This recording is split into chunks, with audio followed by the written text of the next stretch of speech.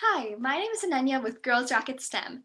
Today I'm going to be talking about how to fulfill the requirements for the Girl Scout Brownie Inventor Badge while you make something crazy and fun called the Rube Goldberg machine.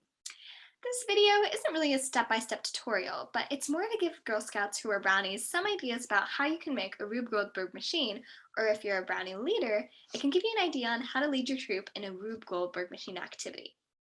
So, what is a Rube Goldberg machine? Basically, it's an overly complex machine to do a very simple task.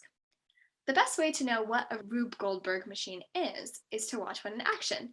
So let's watch a Girl Scout video of a Rube Goldberg machine.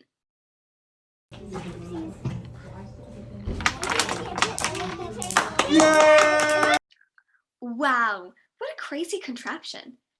There's a lot simpler ways to serve a Girl Scout cookie, but doesn't that look like fun? So, why are these machines called Rube Goldberg machines? Well, a man named Rube Goldberg lived from 1883 to 1970. He was an artist, sculptor, inventor, engineer, and author, and is best known for his cartoons, which he created over many years ago, that would show overly complicated machines that would accomplish relatively simple tasks. His inventive cartoons inspired and entertained so many people around the world. Now, in Girls Rocket STEM, we like to spotlight significant women in the field of STEM. So rather than talking a lot about Rube Goldberg himself, for this video we want to spotlight Jennifer George, who is the granddaughter of Rube Goldberg. Jennifer runs a nonprofit company called Rube Goldberg Inc., which carries on Rube Goldberg's legacy. In case the word legacy isn't familiar to you, legacy means having a person's work having an impact that will last long after the person is passed on. And Rube Goldberg's cartoons have had such a lasting impact, and they've become an inspiration for millions of people. Jennifer is the legacy director of Rube Goldberg Inc., and she's the world's foremost expert on all things Rube Goldberg.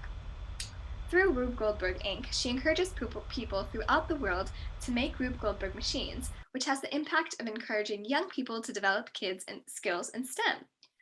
Her tireless work to encourage STEM education gets the Girls Rock of STEM stamp of approval. So why build a Rube Goldberg machine?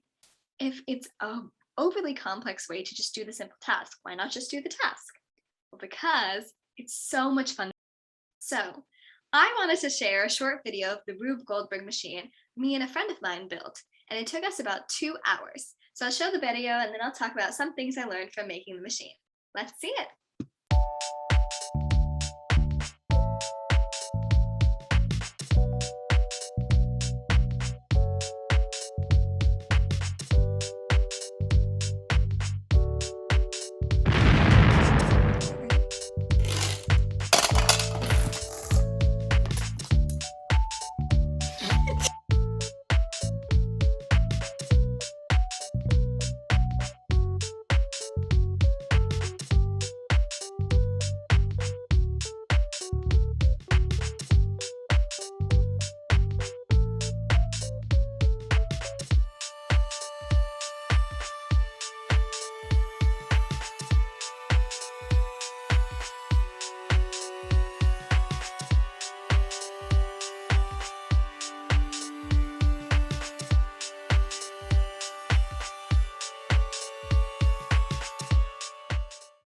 So what did you think of this machine?